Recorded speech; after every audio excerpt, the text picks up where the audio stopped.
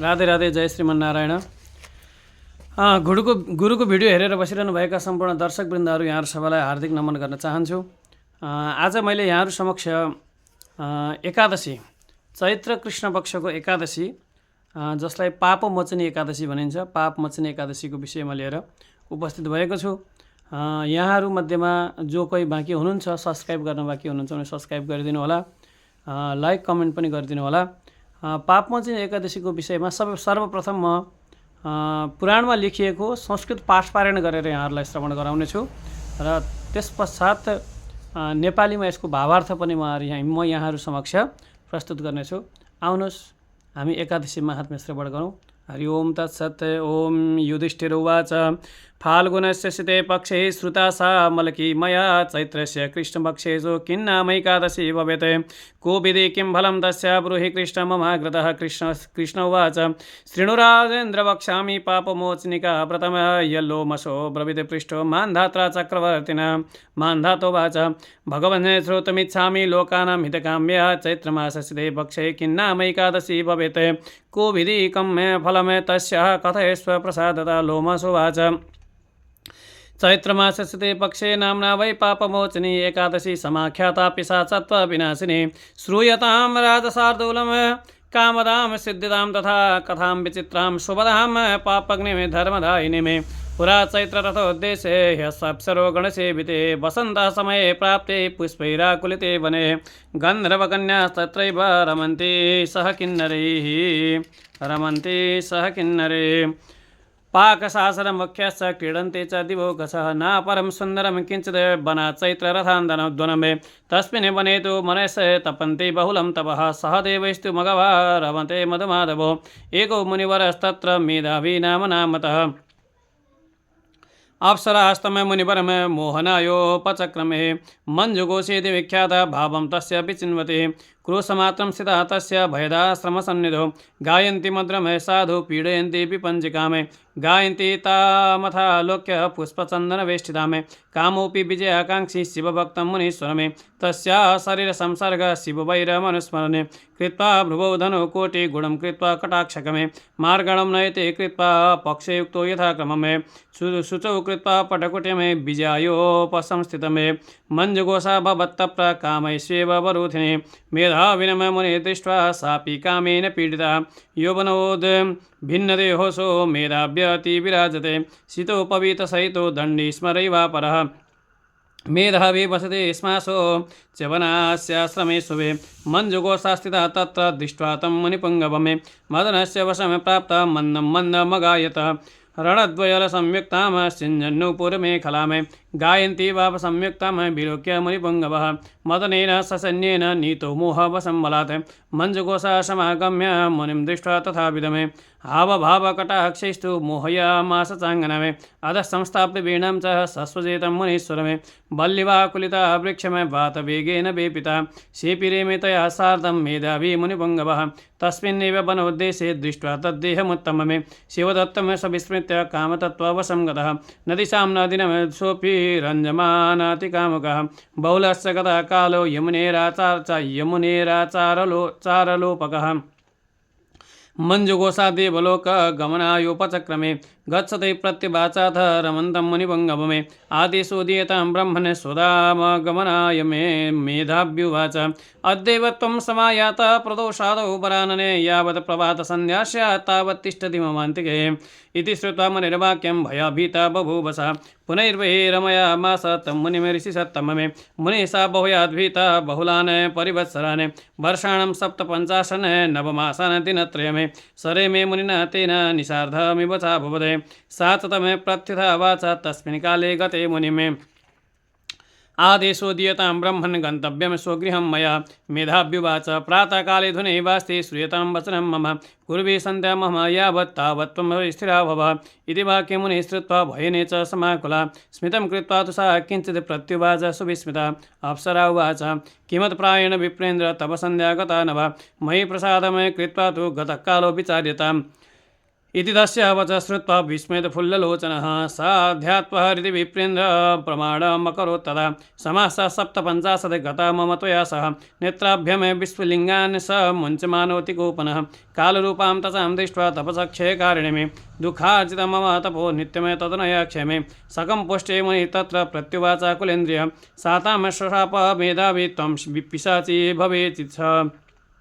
भवेति च धिक्त्वां पापे दुराचारे कुलटे च प्रतिक्रिये तस्य शापेन सा दग्ध्वा विनयावनता स्थिता उवाच वचनं सुब्रू प्रसादं वाञ्छितं मुनिमे कृत्वा प्रसादं विप्रेन्द्र शापस्योपशमं गुरुः सदां सङ्गो हि फलते भाचोभिः सप्तते पदे त्वया सह मम ब्रह्मणे गता शुभः सह समाः एतस्मात् कारणात् स्वामिन् प्रसादं कुरु सुब्रत मुनिरुवाच शृणुमद्वचनं भद्रे शापानुग्रहकारकमे किं करोमि त्वया पापेक्ष्यं नीतं महितवः चैत्रस्य कृष्णपक्षया भवत्येकादशी शुभा पापमोचनिका नाम्ना सर्वपापक्षयङ्करी तस्याः व्रते शुभे कृते शुभ्रो पिशाचोत्तमं प्रयास्यते इत्युक्त्वा तं समेधावी जगाम पितराश्रममे मेधाव्युवाच पापं मे कृतं महत्तात रमिता चाप्सरा मया प्रायश्चित्तं गृहीतात येन पापक्षयो भवेत् च्यवनोवाच चैत्रस्य चासिते पक्षे नाम्ना वै पापमोचनी अस्य व्रते कृते पुत्र पापराशिक्षयं व्रजते इति श्रुत्वा पितृवाक्यं कृतं तेन व्रतोत्तममे गतं पापं क्षयं तस्य पुण्ययुक्तो बभूवस सोप्यतो मञ्जुघोषा च कृत्वा तद् व्रतमुत्तममे पिशाचत्वविनिर्मुक्ता पापमोचनिका व्रता मे दिव्यरूपधरा सापि गता नाकावरासरा लोभसुवाच इत्थं भूतप्रभावं हि पापमोचनिका व्रतमे पापमोचनिकां राजन् मे कुर्वन्तीं च मानवाः तेषां पापं च यत् किञ्चित् तत्सर्वं क्षेतां व्रजते पठनात् श्रवणात् राजन् गोसहस्रफलं लभ्यते ब्रह्मः भ्रूणः चैव सुरापि गुरुतल्पकः व्रतस्य चास्य करणात् पापमुक्ता भवन्ति ते बहुपुण्यप्रदं हि तत् करणात् व्रतमोत्तममे जय जय श्री भविष्योत्तरपुराणे चैत्रकृष्ण पापमोचनी एकादशी व्रत माहात्म्यं सम्पूर्णम्। आउनुहोस् अब हामी नेपालीमा यसको भावार्थ श्रवण गर्नेछौँ। पापमोचनी एकादशी व्रत चैत्र कृष्ण पक्षको एकादशी हो। यसको भावार्थ यस प्रकार रहेको छ। चैत्रमास शीते पक्षे नाम्ना वै पापमोचनी एकादशी समाख्याता पिशाचत्व विनाशिनी। चैत्र महिनाको कृष्ण पक्षको एकादशी पापमोचनी नामले प्रसिद्ध छ, जसको व्रत गर्नाले पिशाच योनिमा परेकाको पनि उद्धार हुन्छ। यसको प्रमाण यस्तो प्रकारको छ। धर्मराजको प्रश्नको उत्तर दिँदै भगवान श्रीकृष्णले युधिष्ठिर महाराजलाई भन्नुभयो, हे महाराज, चैत्र महिनाको कृष्ण पक्षको एकादशीको नाम पापमोचनी हो।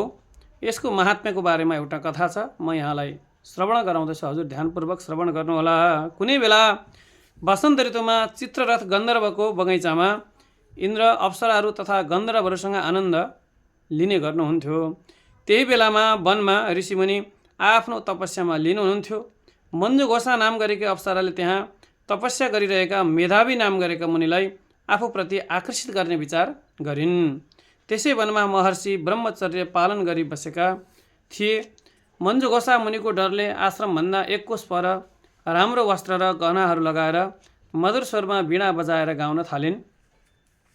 मुनिश्रेष्ठ मेधावी घुम्दै त्यही बाटो हुँदै जानुभयो। सुन्दरीको गान बजान हाउभाउ देखेर मुनिको चित्त केही मात्रामा विचलित भएर दुवै कामासक्त भए एक आपसमा सँगै बस्न थाले। मुनिले आफ्नो तपस्यालाई त्यहीँ त्यागिदिएर 57 वर्ष 9 महिना 3 दिनसम्म ऋषि सँगै बसेर भोग विलास गर्नुभयो। गरिसकेपछि मञ्जुघोषा देवलोक जानको लागि तयार भइन्। ती अप्सरा मुनिसँग आज्ञा मागिन्। मुनिले बिहान उज्यालो नहुन्जेल मसँग बसिरहु भने, तर धेरै बिहानको उज्यालो बित्यो। अप्सरा इन्द्रलोक नगई त्यहीँ रहन थालिन्। दुवै यसरी नै लामो समयसँग सँगै बस्न थाले। जब अप्सरा इन्द्रलोक जान कुरा गर्दथिन् तब मुनि उनलाई भोलि जानु भनेर टार दिनुहुन्थ्यो। एक दिन अप्सराले भनिन्, प्रभु, हजुरको भोलि धेरै पटक भइसक्यो। यो सुनेपछि मुनिलाई के विचार उत्पन्न भयो र उहाँले ध्यान दृष्टिले हेर्नुभयो। वर्षाणाम 57 नवमासान् दिनत्रयं सारे मे मुनिना तेन निषार्धमिव चाभवत्। तब थाहा भयो कि यो अप्सरासँग बसेको पनि 57 वर्ष 9 महिना 3 दिन व्यतीत भइसकेछ।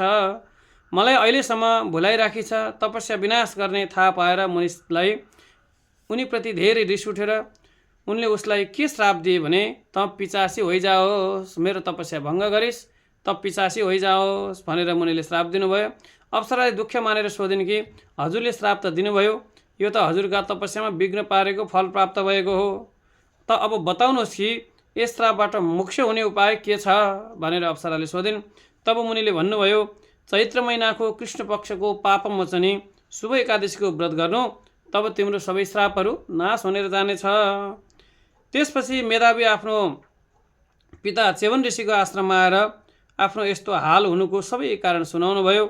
उनका पिता च्यवनले भन्नुभयो, पुत्र तिमीले राम्रो त गरेनौ, तर जाऊ चैत्रको पाप मोचनीको व्रत बस, यसले तिम्रा सबै पापहरू नाश हुनेछन्। पिताको यस्तो कुरा सुनेर मेधावीले त्यसको व्रतको अनुष्ठान गर्नुभयो। यसबाट उहाँका सबै पापहरू नष्ट भएर उनी फेरि तपस्याबाट परिपूर्ण भए। यस्तै प्रकार मन्जु गोसाले पनि यस उत्तम व्रतको पालना गरिन्। पाप मोचनीको व्रत गर्नाले को कारणले अप्सरा पनि पिशाच योनिबाट मुक्त भएर दिव्य रूप धारण गरी स्वर्गलोकमा जाँदा भइन्। जसले पाप मोचनी एकादशीको व्रत बस्दछ उसका सबै पाप नाश हुन्छ। यति मात्र होइन, ब्रह्म हत्या, सुवर्ण चोरी, मदिरापान आदि गर्ने महापातकी पनि यस्तो व्रत गर्नाले पापबाट मुक्त हुन्छ। हरिओम तत्सत। दर्शकवृन्दहरू, यो त भयो चैत्र कृष्ण पक्ष एकादशीको पाप मोचनी एकादशीको महिमा। यस्तै यस्तै प्रत्येक एकादशीहरू र अन्य धार्मिक सम्बन्धी जानकारीहरू पनि म यहाँहरू समक्ष लिएर फेरि आगामी दिनहरूमा उपस्थित हुनेछु भन्ने बाचाको साथमा अर्को फेरि अनुरोध गर्न चाहन्छु कि @गुरुको भिडियो 99 अथवा गुरुको भिडियो सर्च गरेर यहाँहरूले सब्सक्राइब गरिदिनु होला, बेल आइकन घन्टी बजाइदिनु होला, जसको कारणद्वारा चाहिँ हजुरहरूले सदा सर्वदा धार्मिक यथार्थ वास्तविक जानकारीहरू चाहिँ यहाँहरूले सुन्न पाउनुहुनेछ, देख्न पाउनुहुनेछ। हरिओम तत्सत। ओम पूर्णमदः पूर्णमिदं पूर्णात् पूर्णमुदच्यते पूर्णस्य पूर्णमादाय पूर्णमेवावशिष्यते। ओम शान्तिः शान्तिः शान्तिः।